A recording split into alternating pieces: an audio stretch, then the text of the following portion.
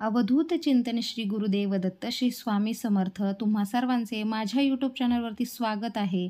आणि आज आपण पाहणार आहोत की अजा एकादशीचे काय मुहूर्त आहे, पूजाविधी आहे आणि कसा उपवास करायचा आहे आणि उपवास सोडताना आपण हा नैवेद्य अवश्य करायचा आहे.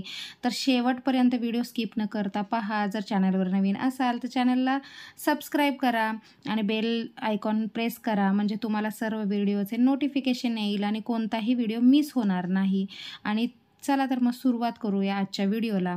तर उद्या आहे एकादशी आणि कोणती एकादशी आहे तर श्रावणातली अजा एकादशी. हिंदू धर्मात एकादशीच्या व्रताला विशेष महत्त्व आहे. आपण कशासाठी एकादशी करतो तर भगवान विष्णूंची ही केली जाणारी अतिउच्च कोटीची सेवा आहे. एकादशी व्रत केलं तरी आपल्याला विशेष भगवान विष्णू त्याचबरोबर माता लक्ष्मीचे देखील कृपा प्राप्त होते.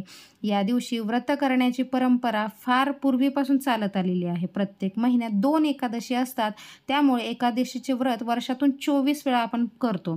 तर सध्या आहे श्रावण महिना चालू आणि या काळात येणारी एकादशी अजा एकादशी म्हणून ओळखली जाते. अजा एकादशीचे व्रत केल्याने मनुष्याला सुख, समृद्धी, शांती लाभते, पापांपासून मुक्ती मिळते. अशा परिस्थितीत ऑगस्ट महिन्यात जे अजा एकादशीचे व्रत केले जाते त्याचा मुहूर्त काय आहे, कधी आहे हे पाहूयात. कारण बरेच जणांना माहीत नाही की अजा एकादशी 28 ऑगस्टला आहे की 29 ऑगस्टला. तर अजा एकादशीची तिथी 28 ऑगस्ट रोजी दुपारी 1:19 सुरू होईल आणि 29 ऑगस्ट रोजी पहाटे 1:37 समाप्त होईल. यामुळे अजा एकादशी हे व्रत आपण 29 ऑगस्ट रोजी साजरे करणार आहोत किंवा हे व्रत आपण करणार आहोत. आणि शास्त्रात आपण ज्या दिवशी म्हणजे दिवसभर तिथी असते त्याच दिवशी आपण अजा एकादशी साजरी करणार आहोत. तर या दिवशी आणखीन एक योग जुळून आले की या दिवशी सर्वार्थ सिद्धी योग आलेला आहे. त्यामुळे अजा एकादशीचा उपवास भक्तांसाठी अतिशय शुभ राहणार आहे. तर आपण ही अजा एकादशीची पूजा कशी करायची आहे. जर आपण गुरुवार पण आहे आणि विष्णू भगवानांची सेवा करतो आणि आपण स्वामी भक्त असू तर आपण दर गुरुवारी जे उंबरट्यावर हळदीचं लेपन करतो ते करायचं आहे. आंघोळ करताना आपल्या आंघोळीच्या पाण्यामध्ये मीठ आणि चिमूटभर हळद टाकायची आहे. घर साफ करताना आपल्या त्या पाण्यामध्ये देखील मीठ आणि चिमूटभर हळद टाकायची आहे. म्हणजे आपल्या ज्या नकारात्मकता असते, दोष असतात ते सर्व दूर होतात.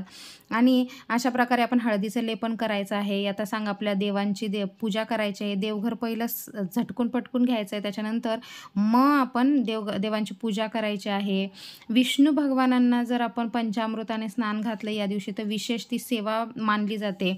त्यामुळे प्रथम पाण्याने, नंतर पंचामृताने आणि नंतर पुन्हा पाण्याने विष्णू भगवान म्हणजे आपल्याकडे जर श्री विष्णूंची मूर्ती नसेल तर आपण बाळकृष्ण अवश्य आपल्या घरामध्ये असतात तर त्यांची ही सेवा केली तरी चालू शकते, किंवा दत्तांची मूर्ती जरी असेल ती केली तरी चालू शकते. ती घेतली आपण या अभिषेकाला तरी चालू शकते. त्याच्यानंतर आपण अभिषेक केल्यानंतर मूर्ती स्थापना करायची आहे. हळद, कुंकू, अक्षदा, फुलं व्हायची आहेत आणि अशा प्रकारे आपण आपलं व्रत सुरू ठेवायचं आहे. या दिवशी अवश्य आपण तुळशीपत्र भगवान विष्णूंना वाहायचं आहे.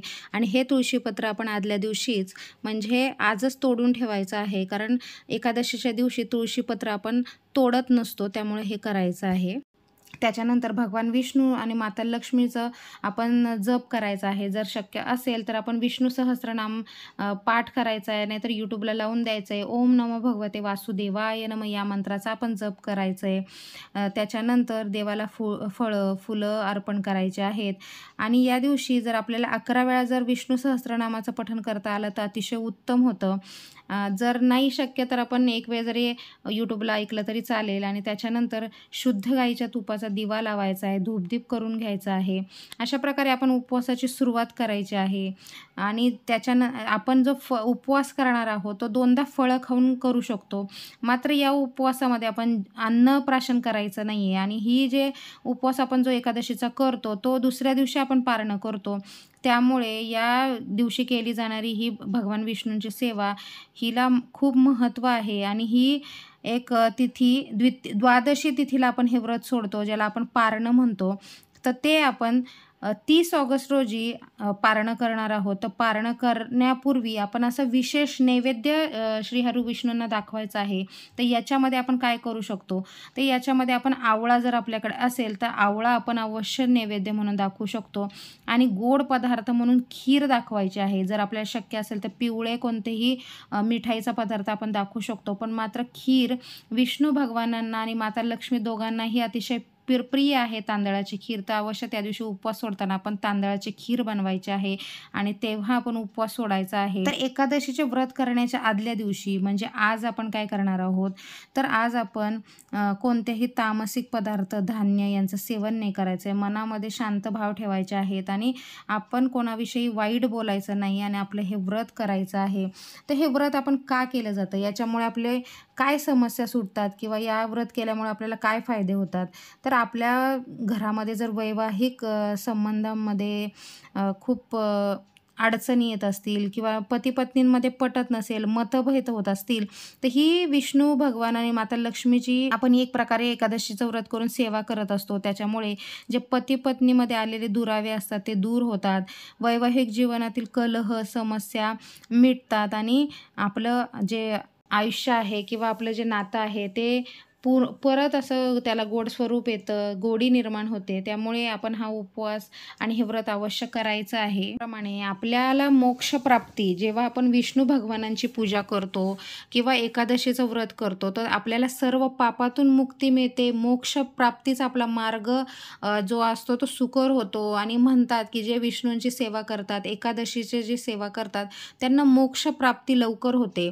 तर अशा प्रकारे आपण आपल्या वेगवेगळ्या समस्यांसाठी देखील हे व्रत करू शकतो. त्याचप्रमाणे आपल्याला पापमुक्तीसाठी, मोक्षप्राप्तीसाठी देखील हे व्रत करू शकतो. ज्यांना काही नोकरी व्यवसायामध्ये अडचणी असतील किंवा काही गोष्टी ज्या वेगवेगळ्या प्रकारे आपण प्रयत्न करूनही सुटत नसेल, तर याच्यासाठी देखील आपण हे विष्णू भगवानांचं व्रत करायचं आहे. विष्णू भगवान, माता लक्ष्मींना आपली जी व्यथा आहे ती सांगायची आहे.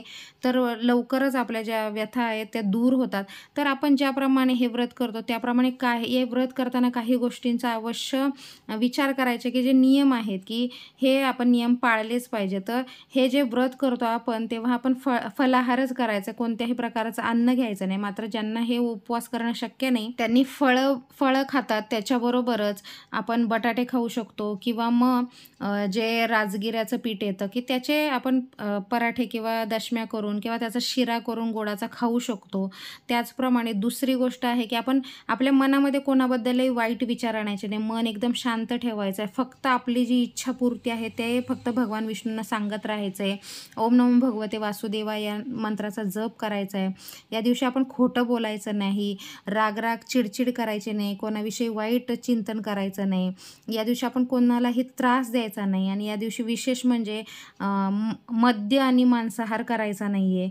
तर अशा प्रकारे आपण या नियमांचं पालन करायचं आहे. आणि आपण जेव्हा एकादशीची पूजा करतो तेव्हा आपण मन आपलं शांत ठेवायचं आहे आणि आपण भगवान विष्णूंना सुख, शांती, समृद्धी मिळावी म्हणून प्रार्थना करायची आहे आणि तो त्यांचा आशीर्वाद आपण मिळवू शकतो. या दिवशी एकादशी व्रत कथा जी येते ती आपण यूट्यूबला लावून देऊ शकतो आणि ती ऐकू शकतो. या दिवशी आपण भजन देखील जे यूट्यूबला अवेलेबल आहेत ते लावू शकतो किंवा श्री विष्णूंचे कोणतेही मंत्र आपण लावून देऊ शकतो, गाणी ऐकू शकतो. या दिवशी जर आपल्याला शक्य असेल तर आपण दान अवश्य करायचं आहे. गरिबांना अन्नदान आपण या दिवशी करू शकतो. काही महत्त्वाच्या आवश्यक वस्तू असतील म्हणजे कपडे असतील किंवा त्यांना ज्या जीवनावश्यक वस्तूंची गरज असेल त्या आपण अवश्य दान करू शकतो. अशा प्रकारे आपण हे आज एकादशीचं व्रत करायचं आहे. या दिवशी सर्वार्थ सिद्धियोग आहे, शुभयोग आहे आणि आपण उपवास सोडताना निश्चितच गोड नैवेद्य दाखवताना तो खिरीचा म्हणजेच तांदळाच्या खिरीचा नैवेद्य असेल तर अतिशय उत्तम आणि अशा प्रकारे आपण हे एकादशीचे व्रत करू शकतो. तर विष्णू भगवान आपल्या सर्व इच्छा पूर्ण करू असं मी प्रार्थना करते आणि आजच्या व्हिडिओला इथेच थांबवते. तर श्री स्वामी समर्थ, जय जय स्वामी समर्थ. धन्यवाद.